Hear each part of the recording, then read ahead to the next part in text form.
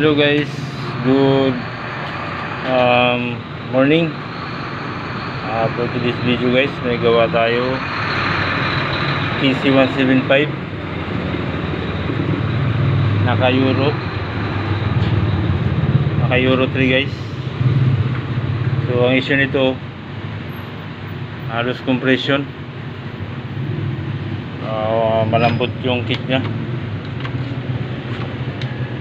So ito po yung side effect kasi ng naka Euro 3. Pakita ko po sa inyo yung intake ng naka Euro 3. Ito guys,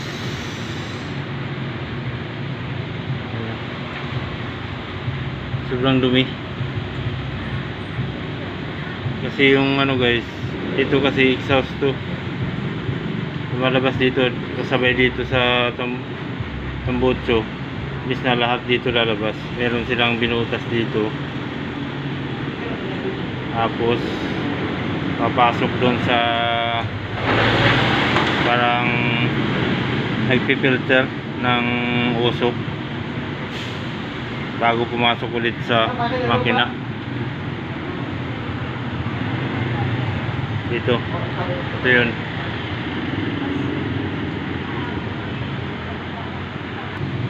Dito guys,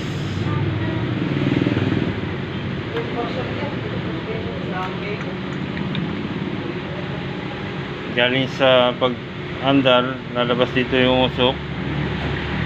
Siguro mga palagay natin 25% na ilalabas dito pumapasok. Pinifilter nitong Euro 3 component, tapos papasok yung isa, papasok sa air cleaner, yung isa naman papasok dito diretso sa manifold. So hindi talaga kasi 100% na malinis na yung hangin na papasok ulit dito sa hindi niya napipilter lahat. So mangyayari, magdudumi talaga yung So papakita ko sa inyo mamaya, baklasin ko yung barbula, pakita natin yung gaano kadumi yung intake valve. Malamang dito doon yung maraming business na rin kasi akong nagbaklas nito na ganun talaga problema. Yung intake valve nagkakaroon ng carbon, doon naiipon yung carbon. Okay guys, natanggal na natin yung head.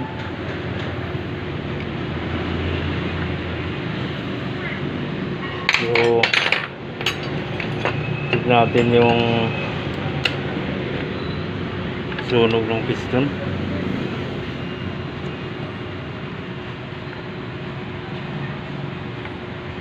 Yan, nakalbo na talaga siya. So dito sa ito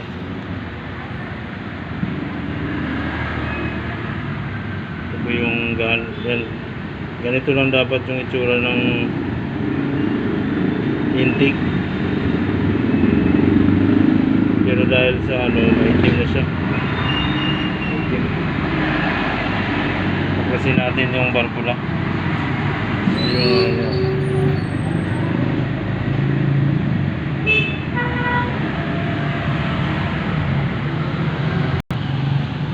ito guys, napaklas na natin.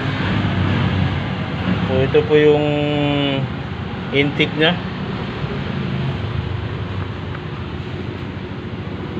So grabe yung carbon na naipon sa sa barbula. So galing to ng makina,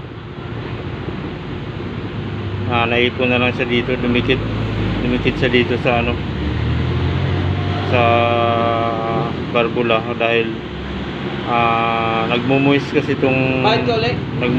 ito dito, nagmo-moist kaya dumidikit yung carbon na pinong-pino.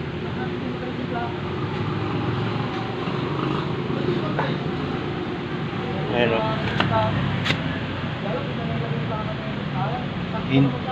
intake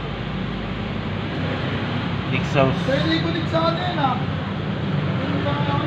Ito yung exhaust, oh. Walang ka-carbon-carbon na naiipon.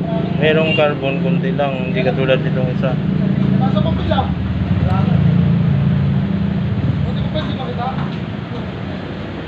So, ganun po yung side effect ng ano, yung naka Euro 3. Tsaka Euro 4 din, ganun din. Nagdudumi yung ano niya, kaya naglo-lose compression yung makina. So, pag linisin natin to. Ayan guys, ito yung makikita nyo yung ano, hindi pantay yung kulay ng labi ng ano. Hindi lang makita. Ayan.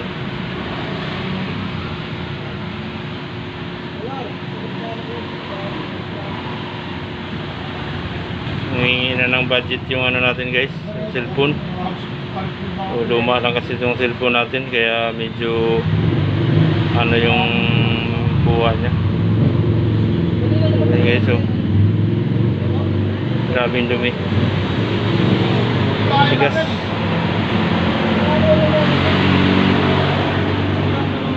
So, update ko kayo mamaya guys. Linisin ko muna to at i-grind natin ulit kasi hindi pantay yung ano niya, para lumapat siya.